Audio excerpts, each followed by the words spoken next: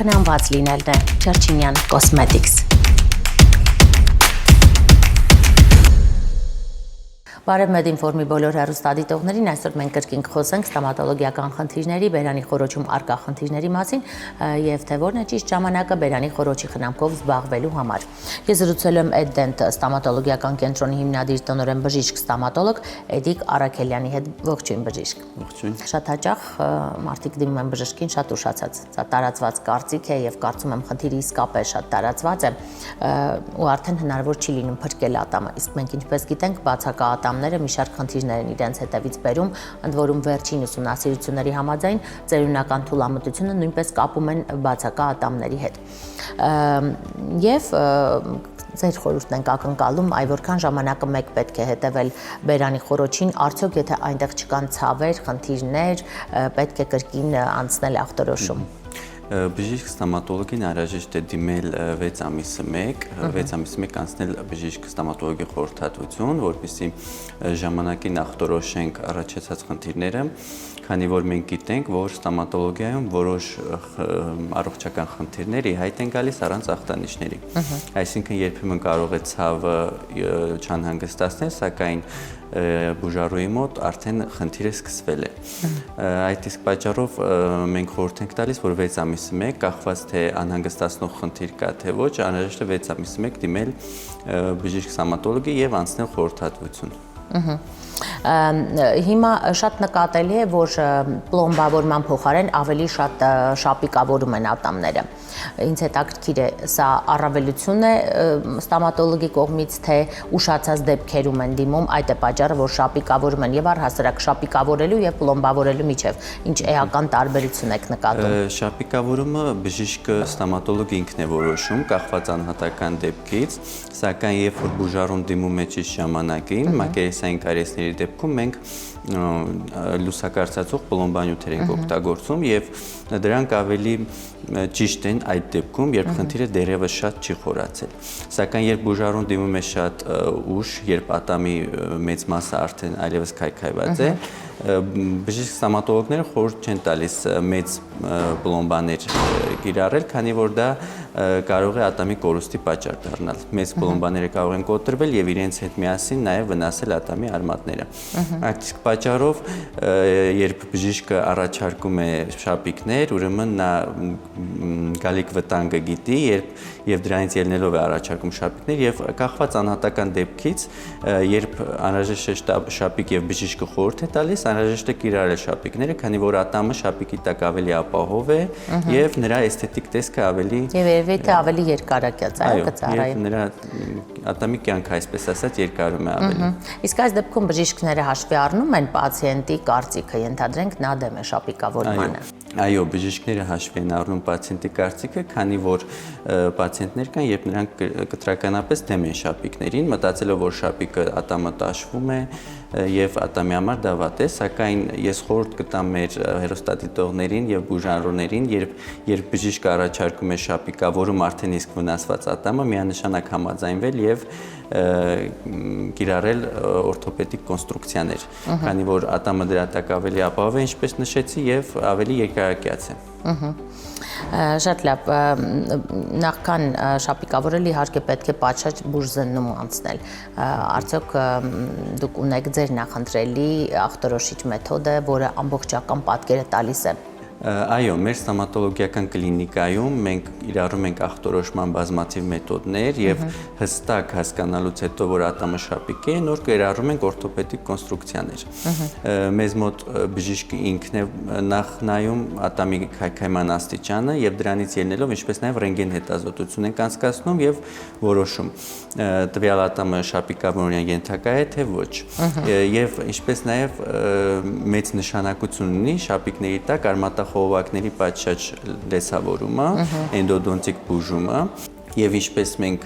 ականատես ենք լինում, շատ դեպքերում շապիկավորված ատամները հիմնականում խնդիր են առաջացնում, երբ արմատողողակների բուժումը պատշաճ չի իրականացվում։ Այդ իսկ պատճառով մեր ստոմատոլոգիական կլինիկայում մենք շեշտը դնում ենք ատամի արմատողողակների բուժման վրա եւ ռենտգեն հետազոտությունը մեծ նշանակություն ունի շապիկավորված ատամների համար, որպեսզի շապիկի տակ ատամը բուժված լինի պատշաճ կերպով հետագայում բարդություններից խուսափելու համար։ Միջինում շապիկը քանի տարվա կյանք ունի բժիշկ։ Շապիկավորված ատամները հիմնականում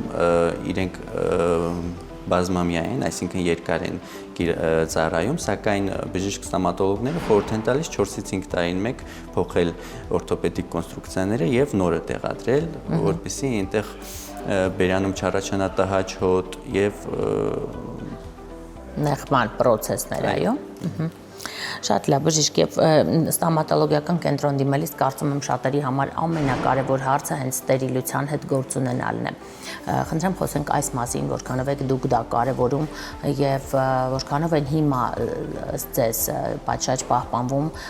մաքրության եւ ստերիլիզացիայի բոլոր կանոնները տարբեր կենտրոններից խոսենք։ Վերջին շրջանում ականատես ենք լինում, որ մեր հանրապետությունում մի շարք բուժհաստատություններ, հա մեծ մասը բուժհաստատությունները պահպանում են այդ ստերիլիզացիոն կանոնները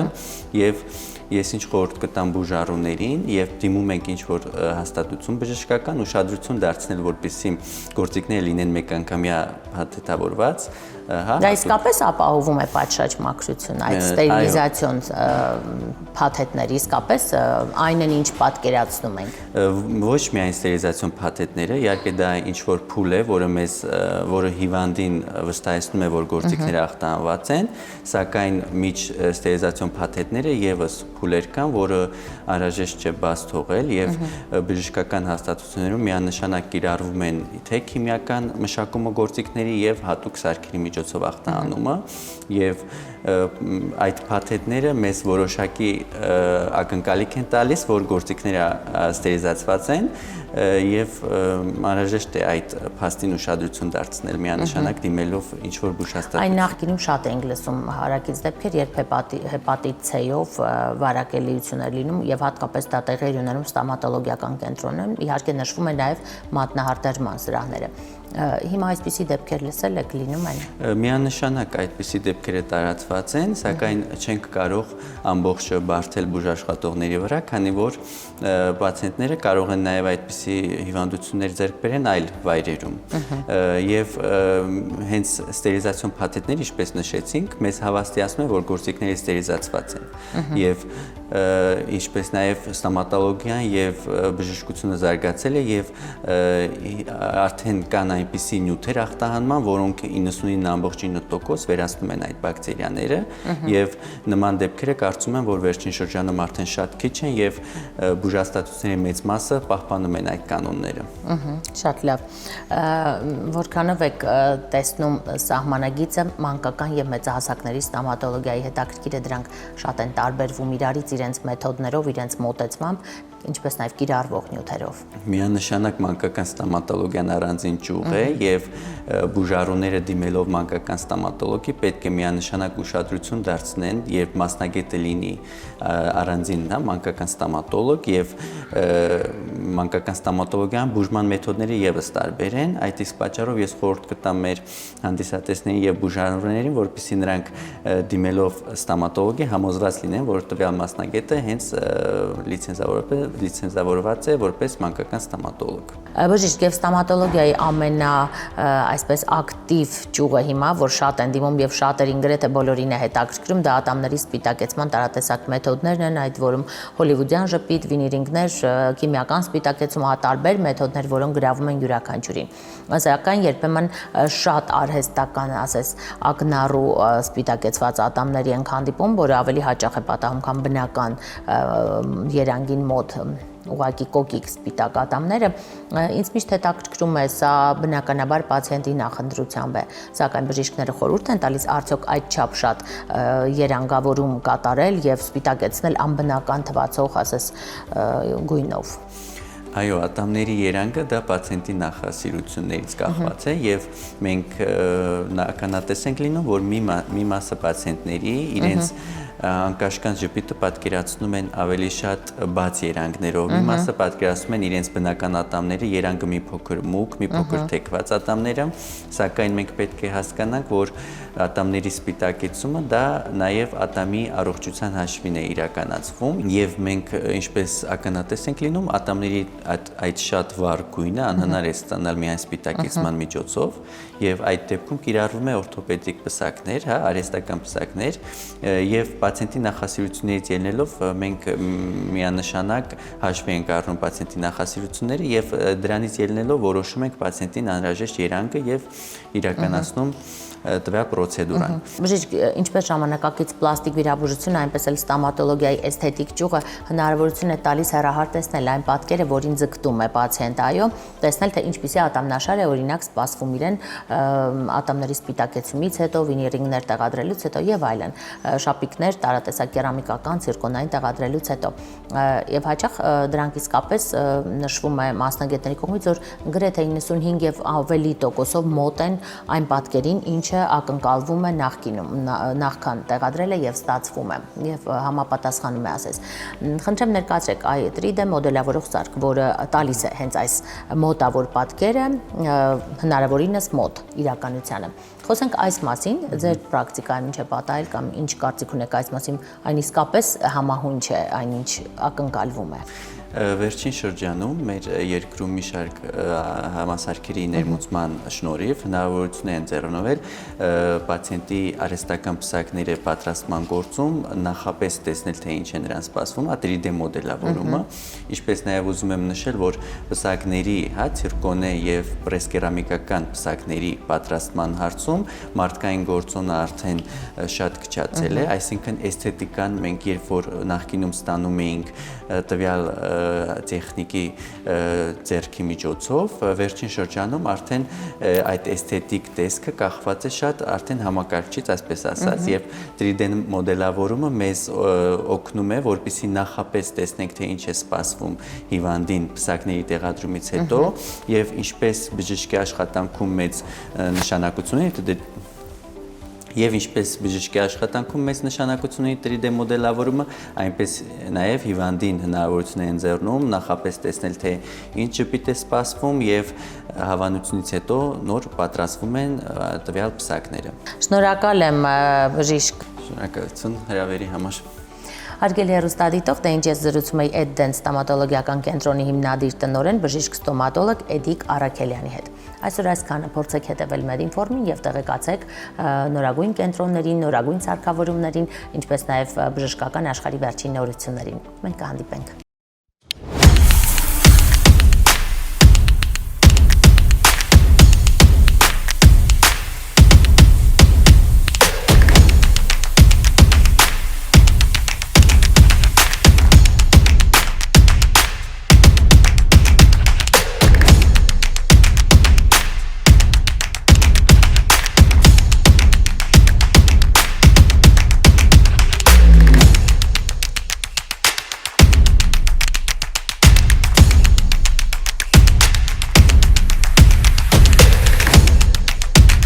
Կարևորը խնամված լինելն է։ Չերչինյան Cosmetics